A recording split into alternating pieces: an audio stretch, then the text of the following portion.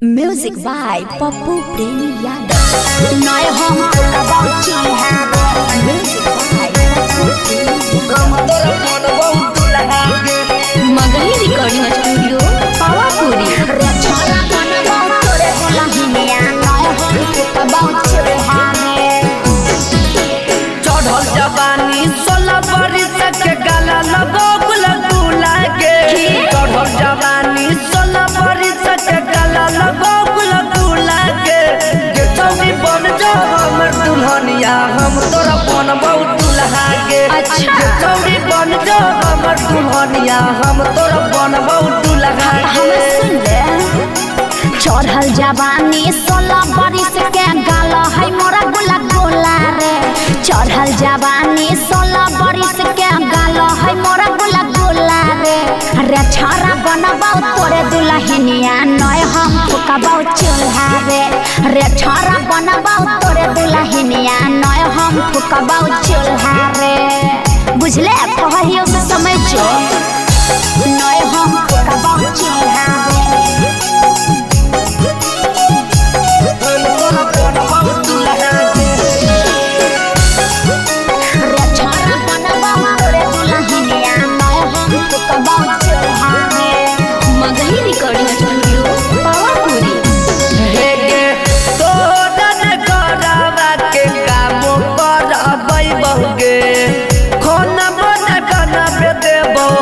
बना के खियाई बहुगे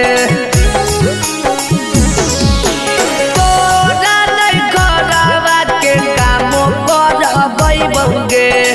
खाना मन बनाबे देबो हमी बना के खियाई बहुगे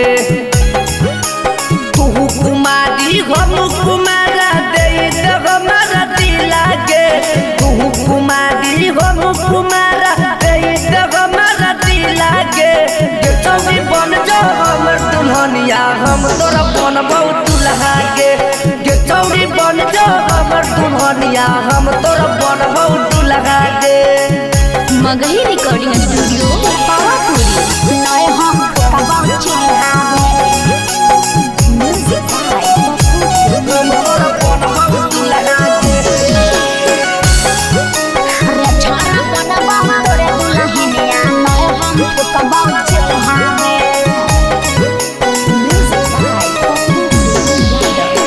मीठा मीठा बोलही दियही दिला सारे कैसे करियो प्यार तोर से करही तू ना सारे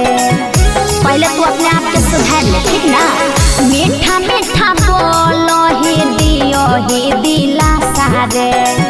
राई तोर तीन सदी पता करही तू ना सारे हे रे साहिल पपुआ लागहिल पुआ नै देब तोरा दिला रे